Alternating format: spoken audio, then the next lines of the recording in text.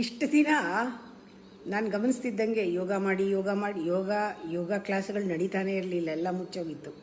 ಯೋಗ ಮಾಡಿ ಆರೋಗ್ಯವಾಗಿರ್ತೀರಾ ಅಂತ ಎಲ್ಲ ಕಡೆ ಎಲ್ಲ ಅವೇರ್ನೆಸ್ಸು ಬರ್ಸಿ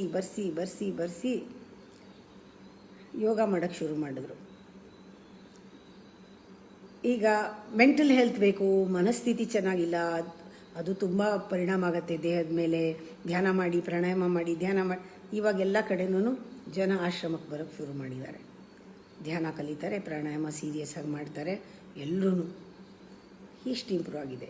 ಈಗ ಪುನಃ ಸ್ಟಾರ್ಟ್ ಆಗಿದೆ, ಸಾಲದು. ಸ್ಪಿರಿಚುವಲ್ ಹೆಲ್ತ್ ಇಲ್ವಲ್ಲ, ಬೇಸಿಕ್ಕು ಸ್ಪಿರಿಚುವಲ್ ಹೆಲ್ತ್ ಬೇಕು ಅಂತ ಇವಾಗ ಶುರು ಆಗಿದೆ. ಇನ್ನು ಸ್ವಲ್ಪ ಸೀರಿಯಸ್ ಆಗಿ ಶುರು ಆಗುತ್ತೆ.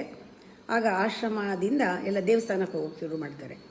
ಅಷ್ಟರೊಳಗೆ ದೇವಸ್ಥಾನ ರಿಜ್ಯೂನೇಟ್ ಆಗಬೇಕು, ದೇವಸ್ಥಾನ ಒಂದು ರೆವಲ್ಯೂಷನ್ ನಡಿಬೇಕು, ದೇವಸ್ಥಾನದಲ್ಲಿ ಭಕ್ತಿ ಹೆಚ್ಚಾಗಬೇಕು, ಭಗವಂತನ ಪೂಜೆ ಮಾಡೋ ಕ್ರಮದಲ್ಲಿ ಒಂದು ಒಂದು ರೀತಿ ಡೆಡಿಕೇಶನ್ ಬರಬೇಕು.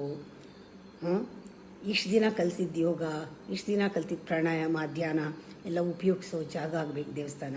ಆ ಥರ ಒಂದು ಪರಿಣಾಮ ಬೀರುವಂಥ ಜಾಗ ಸೃಷ್ಟಿ ಮಾಡಿಕೊಂಡ್ರೆ ಮುಂದೆ ನಮಗೆ ಸುಲಭ, ಸ್ಪಿರಿಚುವಲ್ ಹೆಲ್ತ್ಗೆ ಸುಲಭ.